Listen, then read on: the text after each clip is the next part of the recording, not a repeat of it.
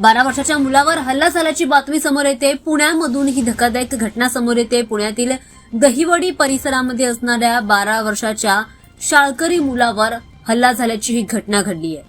विहिरीजवळ त्याचा अर्धनग्न अवस्थेमध्ये देह आढळल्यामुळे परिसरामध्ये आता एकच खळबळ उडाली आहे। दरम्यान हा 12 वर्षाचा मुलगा जो आहे तो 6वी मध्ये शिक्षण घेत होता। शाळेतून घरी आल्यानंतर नेहमीप्रमाणे खेळण्यासाठी बाहेर गेला होता आणि मात्र काही वेळानंतर तो घरी परत आलाच नाही आणि त्यामुळे त्याच्या कुटुंबियांनी पालकांनी त्याला शोधायला सुरुवात केली। त्यानंतर अचानक त्यांची नजर विहिरीजवळ गेल्यानंतर त्याचा देह विहिरीजवळ आढळला।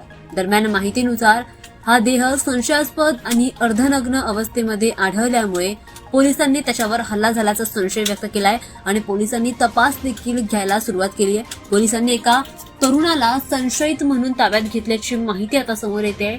समलिंगी संबंधाला विरोध केल्यामुळे हा हल्ला झाल्याची शक्यता पोलिसांनी तपासामधून व्यक्त केली आहे। घटनेची माहिती मिळताच शिक्रापूर पोलिसांनी घटनास्थळी धाव घेत देह ताब्यात घेतला।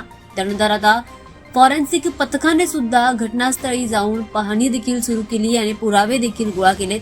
दरम्यान या घडलेल्या घटनेमुळे आता गावामध्ये संतापाचं वातावरण निर्माण झालंय। त्यासोबतच आरोपीला अटक करून कठोर कारवाई करण्याची मागणी देखील नागरिकांकडून केली जाते।